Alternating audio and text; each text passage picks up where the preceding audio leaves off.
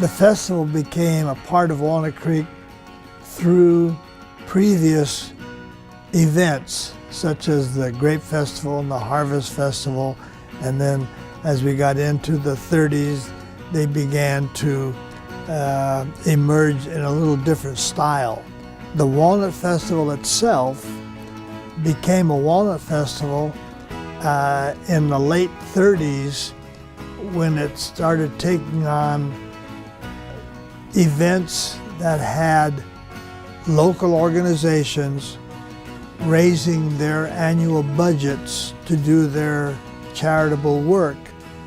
The actual Walnut Festival became an entity in 1948 when a group of local guys thought they'd better get a little bit organized and apply to the Secretary of State for the name and the registration, and began a Walnut Festival that included a number of things, such as a parade and a queen contest, which was a fundraiser, that type of thing. That family became the so-called grandpas and grandmas of the Walnut Festival. So 1948 would be like a year that started as the Walnut Festival. People like Vance Perry and Terry Ring and John T. Schroeder and Marshall McGuire, those names still in the Walnut Festival family are like legends.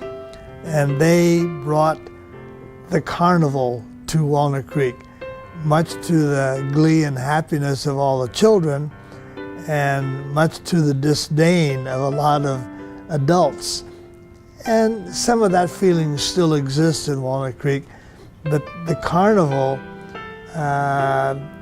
does not run the Walnut Festival. It provides the rides and has a couple of booths of its own. But the biggest thing about the Walnut Festival that should never be forgotten in Walnut Creek is that the Walnut Festival provided the event for all of the local nonprofit organizations, the men's and women's service clubs and community service people, to actually raise their annual budgets. And they did that at the Walnut Festival through the booths. When you bought a hamburger and a hot dog and a corn on the cob and a nice slice of cake and so forth, you were buying that from your local banker, a woman that ran a dress shop, a guy that ran a men's store. They were all local people for their organizations like the Lions and Rotary, Soroptimist and Business Professional Women. That's how they raised their funds for their annual budget. They got it from the community and gave it back to the community.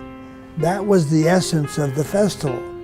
And there was always a big familial feeling with the Walnut Festival. It's still there, but it's a different time now. And I know there are a lot of different views of the festival in the community, but it has a historic place here because there's no event any older than the Walnut Festival and no event any newer than the Walnut Festival each year. The parade still goes on. It still draws a good crowd down to Main Street.